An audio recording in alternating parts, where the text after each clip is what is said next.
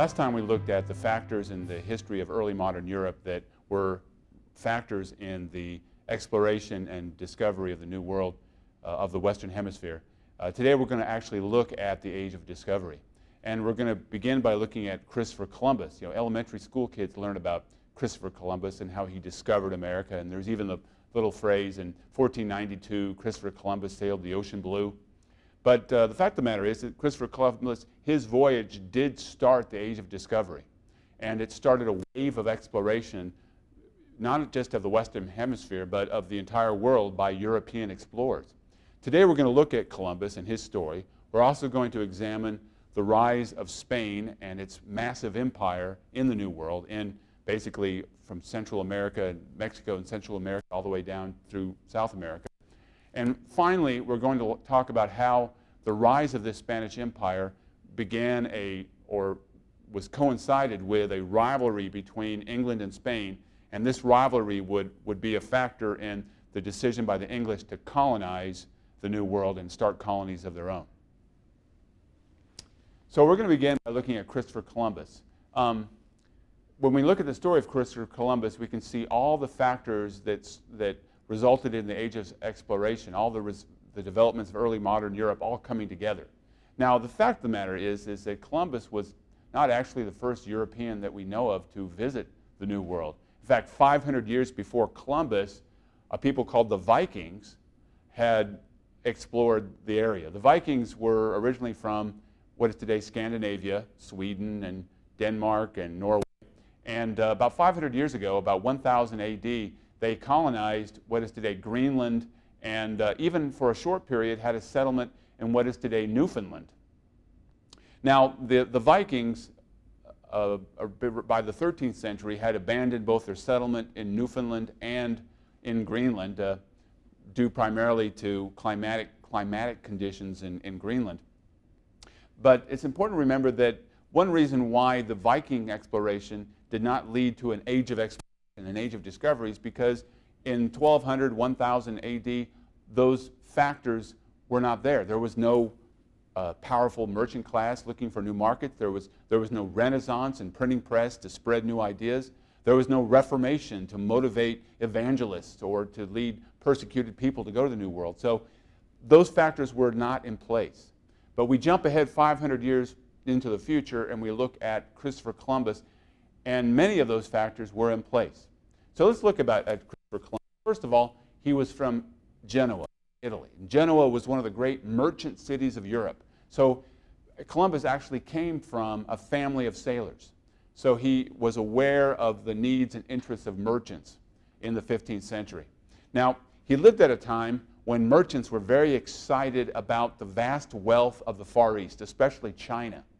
And the reason for this was because of the work of another Italian by the name of Marco Polo. He lived about 1250 AD, maybe 200 years before Columbus, and he had gone across Central Asia and made it all the way to the court of Kublai Khan, the Emperor of China. And he came back and wrote a book about all the wealth and fantastic elements of China. And people in Italy, they wanted that money. They wanted to get there.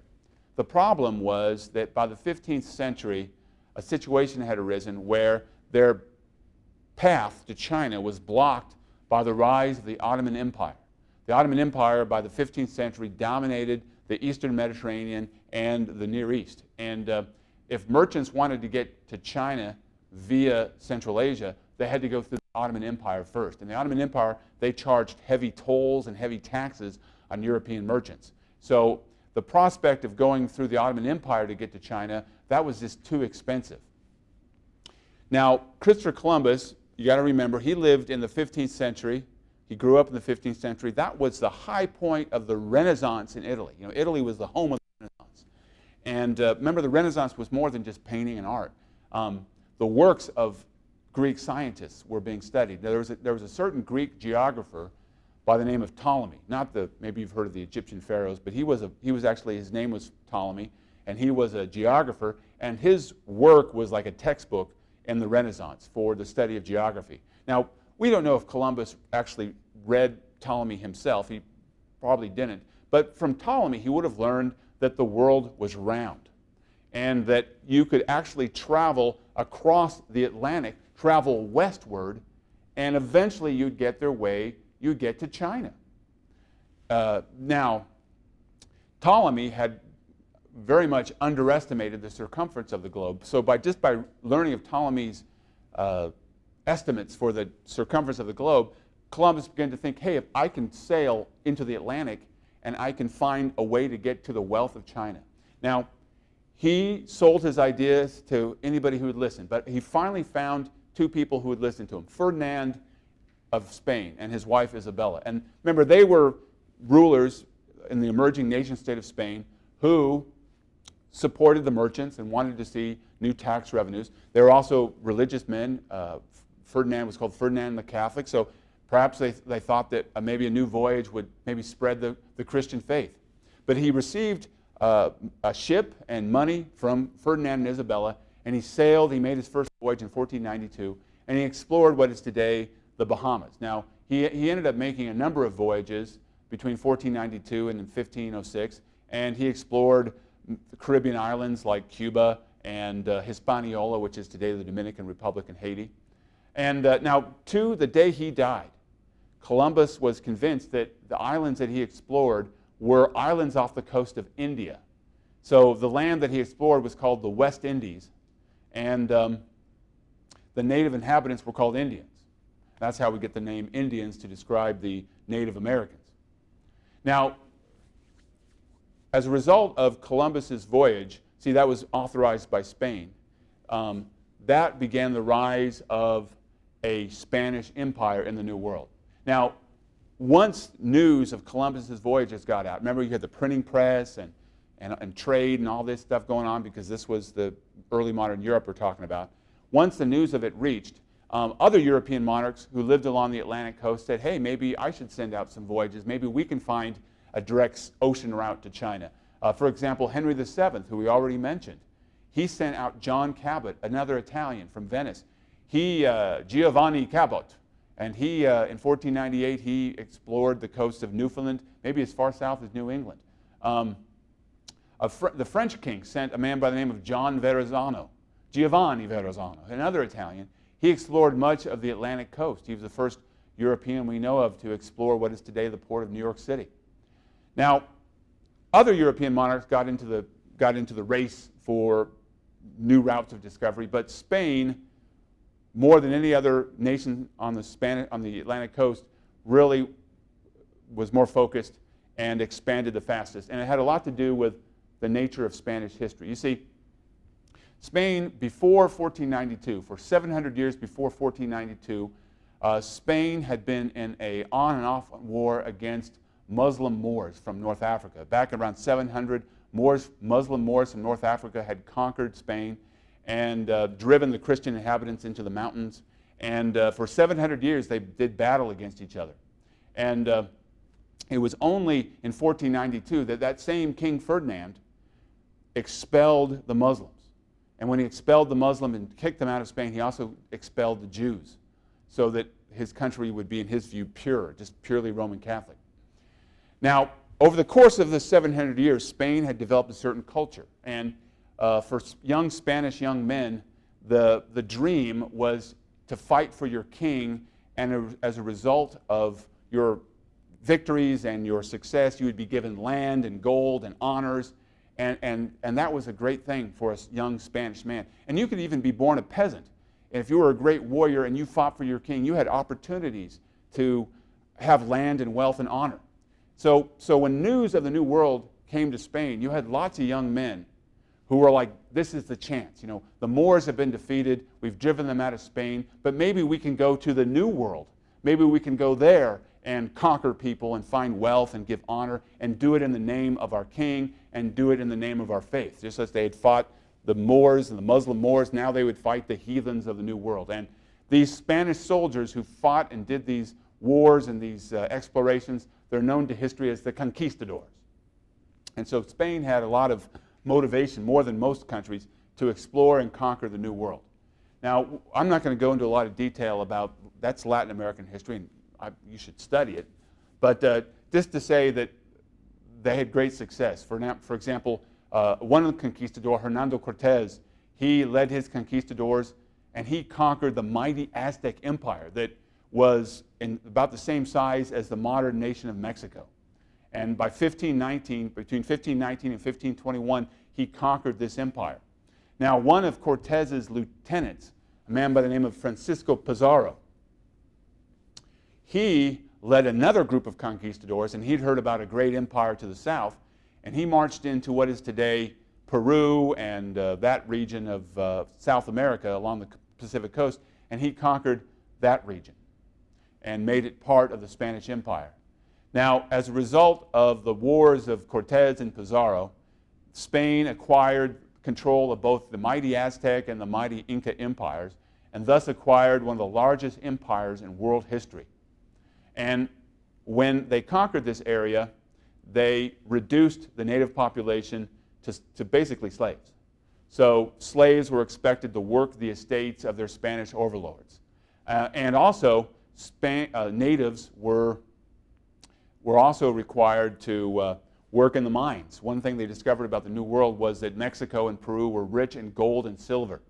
And so as a result, vast amounts of gold and silver from the New World were loaded onto Spanish ships and brought to Spain and to Europe. So Spain, by the middle of the 16th century, had a vast empire and vast amounts of gold and silver at its disposal. Now, by the time we get to the 16th century, Spain and England had developed an intense rivalry. Now, part of this rivalry was a direct result of the religious difference. England had emerged as the most powerful Protestant country in Europe by the end of the 16th century, early 17th century, and Spain was the most powerful Roman Catholic country. So there was that angle, but there's also the fact that since this was the beginnings of nationalism, the Spaniards were very proud of their empire and their church, as were the English. Now, we have to go back and talk a little bit about how England became a Protestant country, because it will be important later when we start to talk about the Puritans and the Pilgrims and their activities. Now, you see, the Church of England was originally not, it was part of the Roman Catholic Church. And Henry VIII, who was king in the first half of the 16th century, he basically decided to leave the Roman Catholic Church for political reasons. He wanted to have a son, and his wife was older than he was and was incapable of having more children. So he wanted to get rid of her and marry a young wife so he could have a son. He was convinced that if he did not have a son, then the wars that had been fought during the time of his father, Henry VII, would continue, and there'd be political disorder. The problem was that the Pope, for various reasons, would not grant him an annulment, would not grant him a divorce. So Henry VIII took the radical step of declaring himself head of the Church of England. So England, in effect, became independent of the papacy, and the Church of England, or the Anglican Church, became independent beginning with Henry VIII in 1534, when he actually got English Parliament, who we'll talk about later, to pass the Act of Supremacy. Now, after Henry's death, England was slowly reformed into a Protestant church. There was a man by the name of Thomas Cranmer, and he was the head of the Church of England, and he was a great reformer. And he was inspired by the ideas of Martin Luther and other Protestant reformers, and he reformed the church and made the Church of England into a Protestant church. Now, by the time we get to Queen Elizabeth, she was the daughter of Henry VIII. By the time we get to the Queen Elizabeth, she was a very strong Protestant queen. And the problem was that not only was she a Protestant, that made Philip II of Spain, the King of Spain at the time, that made him very angry. But another factor was that in the eyes of in the eyes of Philip II, she was illegitimate. You see, she had been born to the queen that Henry had married after he had divorced his wife. So, in the eyes of Philip II, the King of Spain, Queen Elizabeth was not only objectionable because she was Protestant, but she was also illegitimate and not the right ruler of England. So, as a result of this situation, Philip II was committed to overthrowing Elizabeth and removing her from the throne of England.